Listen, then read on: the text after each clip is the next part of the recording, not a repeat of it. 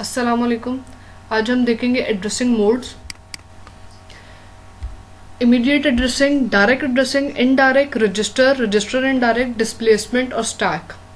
सबसे पहले हम देखते हैं इमीडिएट एड्रेसिंग।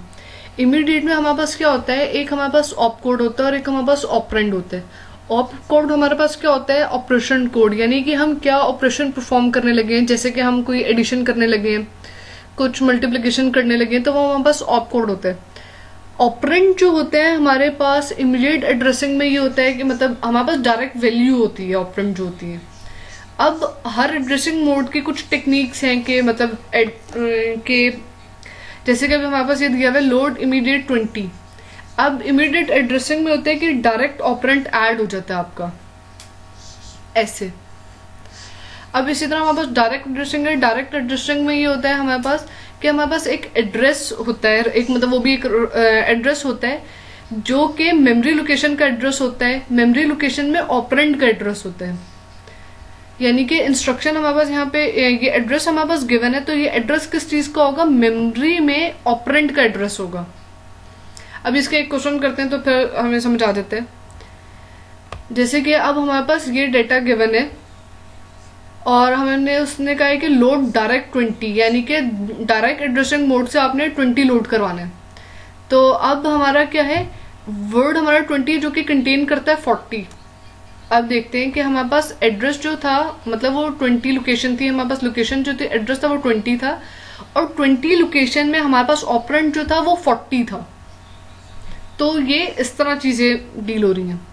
अब हमारे पास रजिस्टर हमारे पास इनडायरेक्ट एड्रेसिंग मोड है। इसमें क्या होता है, हमारे पास एड्रेस गिवन होता है। वो जो एड्रेस होता है मेमोरी का होता है और उसमें उस एड्रेस में क्या होता है, पॉइंटर होता है टू ऑपरेंड, यानी कि मेमोरी में ही एक और एड्रेस होता है जो कि ऑपरेंड का बताते हैं। ये हमारे पास ऑपरेंड है। अभी इसके एक एग्जांपल देखते हैं। जैसे कि हमारे पास है लोड इनडायरेक्ट 20। अब 20 हमारे पास 40 कंटेन करता है। अब देखते हैं कि हमारे पास 20 जो है वो 40 कंटेन करता है और 40 वर्ड जो है वो कंटेन करता है 60, यानी कि ये हमारे पास एड्रेस था मेमोरी में पॉइंटर टू द ऑपरेंड। ये पॉइंटर टू द ऑपरेंड जो है ये हमारे पास 40 है, यानी कि 40 contain 60। Addressing register addressing mode में हमारे पास क्या होता है, एक रजिस्टर होता है और रजिस्टर में जो है ऑपरेंड की वैल्यू पड़ी होती है। यहाँ पे एक रजिस्टर होता है, उसमें रजिस्टर का एड्रेस पड़ा होता है और वो जो रजिस्टर होता है वो हमारे पास उसमें ऑपरेंड की वैल्यू पड़ी होती है। रजिस्टर इनडायरेक्ट एड्रेसिंग मोड में क्या होता है कि हमारे पास एक रजिस्टर होता है, उसमें वैल्यू पड़ी होती है रजिस्टर की, एड्रेस पड़ा होता है रजिस्टर का, और उस जब हम लोकेशन पे जाते हैं तो उस वैल्यू में हमारे पास pointer to the operand value पड़ी होती है, यानी कि ऑपरेंड का एड्रेस पड़ा होता है जो कि मेमोरी में होता है ऐसे।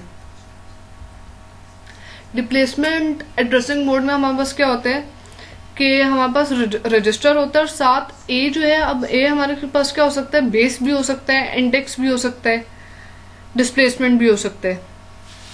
ठीक है, अब हमारे पास रजिस्टर का एड्रेस है पॉइंटर टू द ऑपरेंड और प्लस हमारा जो ये वाला एड्रेस है ये ऐड करके हमारा इफेक्टिव एड्रेस बनाते हैं, यानी कि ऑपरेंड का एड्रेस।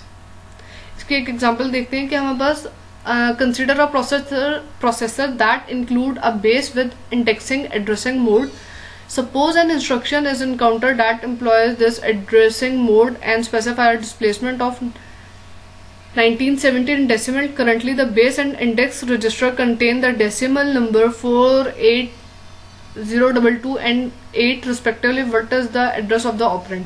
तो इसमें हम क्या करेंगे, base plus index plus displacement add करेंगे, जो हमारा एड्रेस आएगा वो। अब हमारे पास स्टैक है। स्टैक में क्या होता है, अब हमारे पास ये इंस्ट्रक्शंस दी हुई है।